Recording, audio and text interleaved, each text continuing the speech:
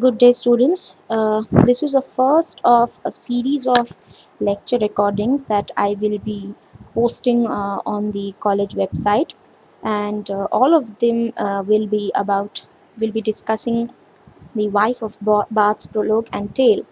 Now, you must be wondering that since your syllabus only mentions the prologue, why am I talking about the tale?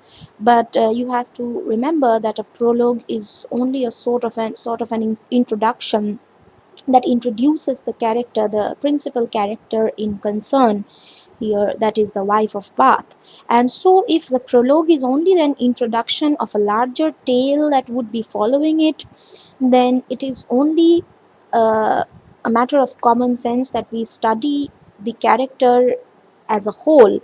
Of course, we will be paying a little bit of a detailed attention to the prologue.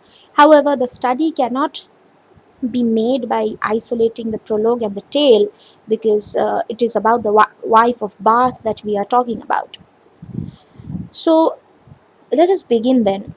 In order to understand the text, or in order to even try to understand the text, it is imperative, it is very, very important that we study a bit about the time in which Chaucer was writing. And Geoffrey Chaucer wrote a long time ago, but he was an innovator in his time. His poetry was the first serious metrical verse in English and was full of original and provocative ideas, as you do know. If you have read the the prologue, then you will know what provocative actually means, and this is only one such example. Also, he lived in a time of social, political, and religious upheaval, uh, a time when rapid changes were going on, were being carried out, and they were as volatile, they were as effective and widespread as the changes that were to be occurring in about 600 500 years or 5 centuries hence from Chaucer's time, and that is the 20th century, when we have both of the wars. Now, the medieval society being in terms with the smallness in its structure and the populace, the events that occurred during that time were obviously not very much impactful at the very first sight upon the world, but they did have a slow and gradual contribution to the change in the social order as such. Now, looking at the time of turmoil of the 14th century, we will be able to see how Chaucer brings together the various conflicting emotions, the various conflicting sentiments, and the various conflicting issues of his time, and makes a very complex reality that is entirely his own. This is the context in which we must understand the wife of Bath's prologue and tale, and as such, some explanation of Chaucer's life and the major developments of his time are also necessary. Chaucer must have been born in about 1340, though although the exact date of his birth is not known. His father, John Chaucer, he had connections with the wine trade, and he was appointed to be deputy to the king's butler at Southampton.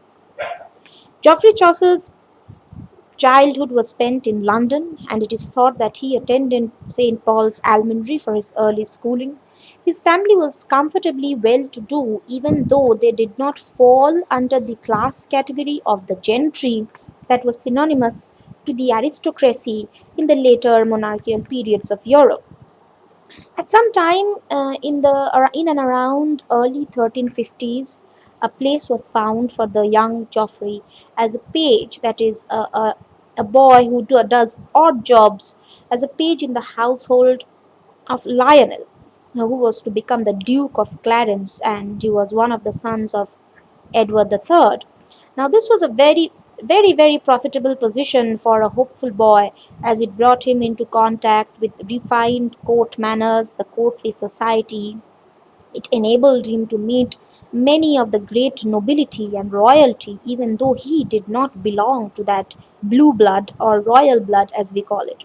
And at this time, and at this time, this was the time when he must have met the Duke of Lancaster, who would be the Duke of Lancaster, named John of Gaunt, who would turn out to become one of the most important person in the life of Chaucer. He was his loyal patron. John of Gaunt was Chaucer's patron and his protector. Chaucer quickly gained promotion to positions of trust, and in 1359 he was sent to the French wars and was captured. Edward III himself paid a ransom for him, and Chaucer, and by 1367 he had already become a part of the king's household. And around the same time he got married, who was also related to his patron. And even though we hardly know about their marital life, but there can be no doubt that this relationship of marrying, that is marrying the Deroet, that is a Deroet family. The Philippa de Roet was the name of his wife, and marrying into this family was very, very advantageous to his career. He was trusted with a succession of diplomatic and trading missions abroad, and was appointed as a controller of customs in the port of London, justice of the peace for Kent, and the knight of the Shire also. Now these subtle sundry informations become necessary, because if you have gone through or do have a certain idea about the prologue to the Canterbury Tales, or even the prologue, that is, you will find that these are the character types which Chaucer introduces so swiftly in the story. There is a knight, there is a justice of peace, and there is also a control of customs and the duties officer. Now, his personal experiences, his own life experiences, served as a raw food, as a raw material upon which his complex reality of fiction could be drawn out. In the same year, however, he went through a series of unfortunate events, and he was deprived of his royal positions, his offices, mm, probably because his patron was out of the country. But he revived his official responsibilities once John of Gaunt had returned. However, in that brief time when he was without work, he had also lost his wife. And it is during these years, that he began working on the Canterbury Tales, a very ambitious poem which that slowly became his main occupation, even though Chaucer did hold several official duties. It is not known when or how he abandoned it, so that it is still unfinished. But in the 1390s, he felt that he had grown too old, and he was growing old, and that he complained that poetry no longer came as easily to him. Uh, he was in this last decade of his life, Chaucer income, even though it was reasonable, but he was frequently known to be in debts.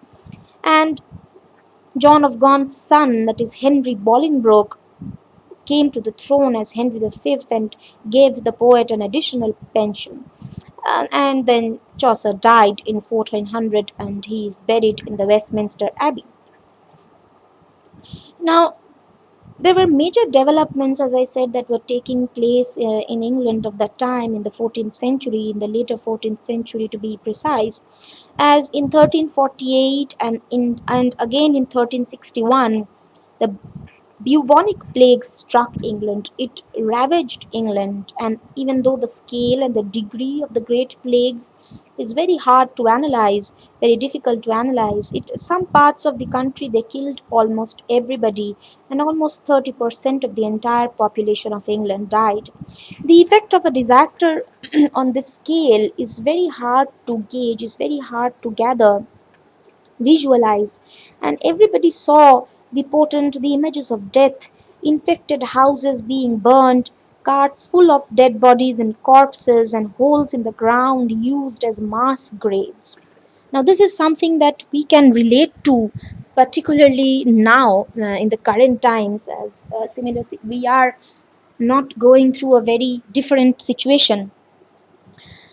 Everyone lost either friends or relatives. Medieval society believed in providence, and that is providence with a capital P, that is fate or the will of God. And therefore, everything that happened was a will of God. And it was not surprising, therefore, that they thought the plague was brought about by or ordered by God Himself, as it was prophesied in the Bible about the biblical flood that wiped off the sinners on the face of the earth. The response, now this generated a cycle of events connected to the plague, and uh, then the existent belief of the people of England. It brought about a series of events that changed the face of the society at that point of time. And many of the people who survived from the plague, they took it as a gift of life and used this newfound energy to do away or to quit with corruption, and they strove or fought for a good society, to make a good society.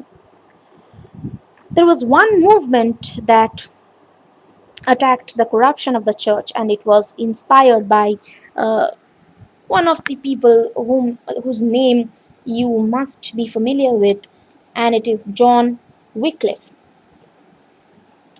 Now, John Wycliffe was an Oxford scholar, and he generated or he influenced a movement, even though he did not mean it to become a movement, but it became a movement.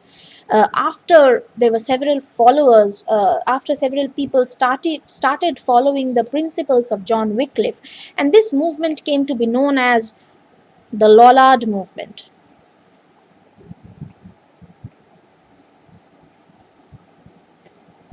The Lollard movement, it basically began by John Wycliffe translating the Bible into the common tongue, so that most people, or so that each and everybody in the society could have access to the scriptures, and the access would not be just limited to the priests of the church, who were free to manipulate the readings of the Bible as they saw fit. And even though he did not organize a movement, there were several other Oxford scholars who followed him, and it grew to become a movement that was known as the Lollard movement or the Lollardry.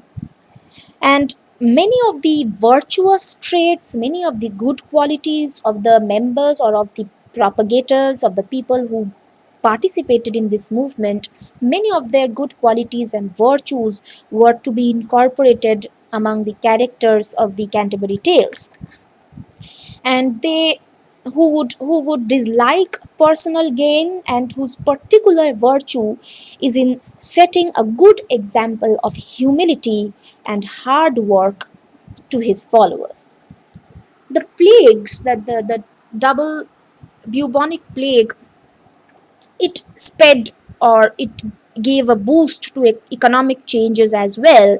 You see, in that during the medieval ages, there was an estate culture that was acutely uh, followed that was acutely followed, and there were various categories of classes, among whom the king was of course the supreme, and who was guided by God, that was in turn uh,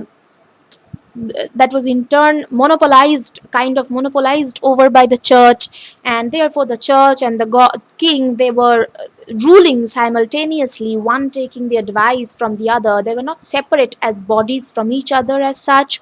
And there were the classes of the knights and the soldiers, who were workers or fulfilled the duty of the king, and therefore also of the god. Then there were the classes of the landless, land owning gentry, people who owned lands and therefore hired laborers, who belonged to the class of the unlanded laborers. They were also known as the yeomen. Yeomen is spelled like this. Now, the even below the yeomen, there was a class. It was who of the serfs. Now, these serfs, they were not entitled to any wages or salary per se, and they were just very synonymous to the slaves of the African American culture in about, about two centuries, 2 or 3 centuries later. 2 centuries later. So that was the condition of them. You can imagine how their condition was.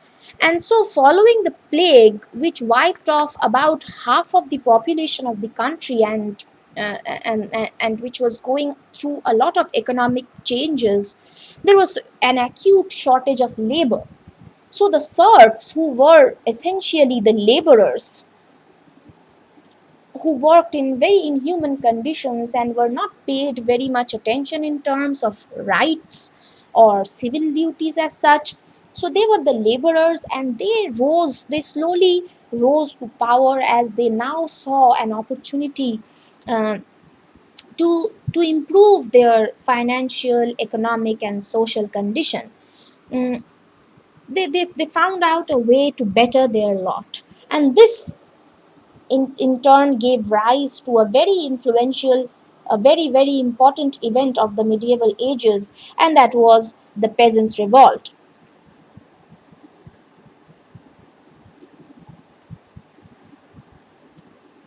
The Peasants' Revolt, which took place in 1381. The Peasants' Revolt was apparently and obviously an expression of anger at poverty.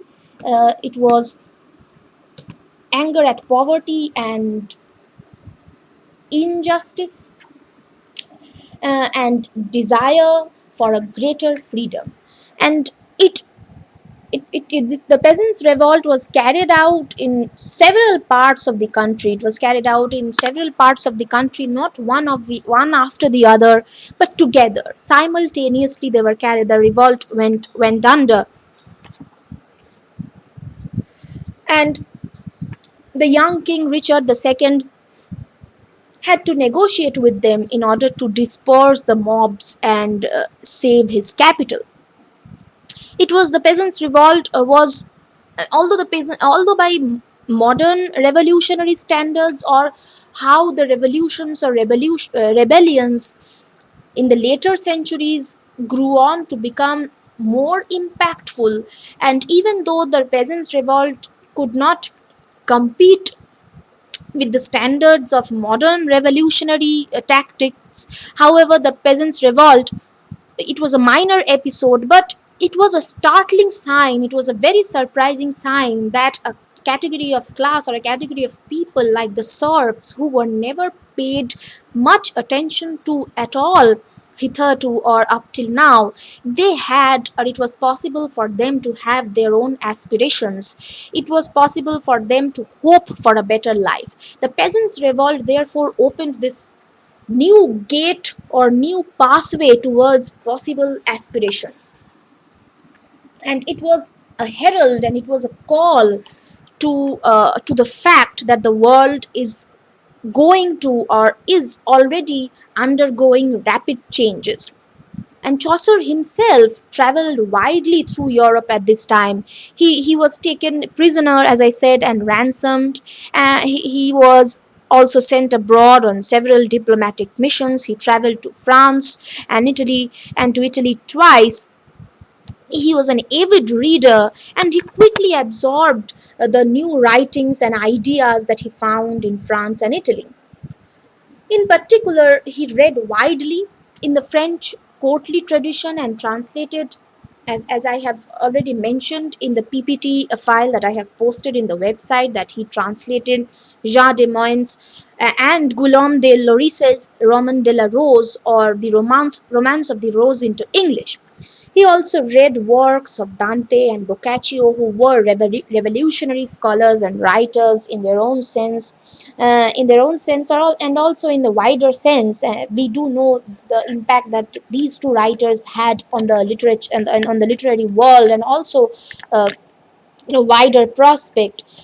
Um, on the continent at the time, that is on the European continent at the time, a new culture was being born, and that is by the church's superior hold, or the church's monopoly on art and thought, was being weakened by a renewed interest in the pagan culture of ancient Greece and Rome, and the rapid progress of trade and exploration.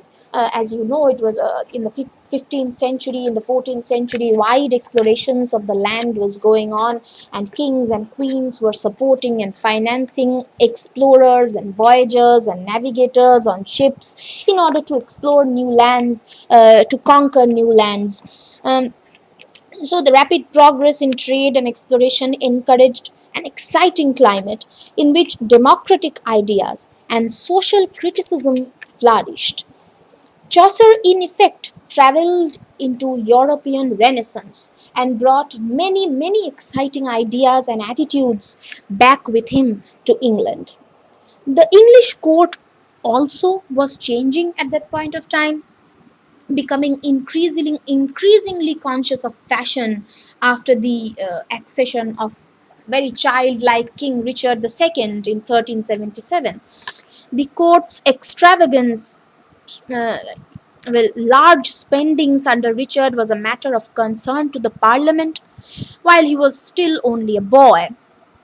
Court ceremony increased with the greater emphasis on elaborate dresses and manners. This atmosphere encouraged the English to import fashions and artistic forms from the continent, and that is from outside of England. In the general prologue of Chaucer, the contrast between the knight and the squire shows us that a generation gap existed as great as that. The knight is the older person, and the squire is a younger person, and the squire is a fashionable, clairvoyant, well, a womanizer, in fact, whereas the knight cherished his duties, his courtly duties, the culture, the tradition he was born into. And there is a stark contrast between their fashionable choices as well.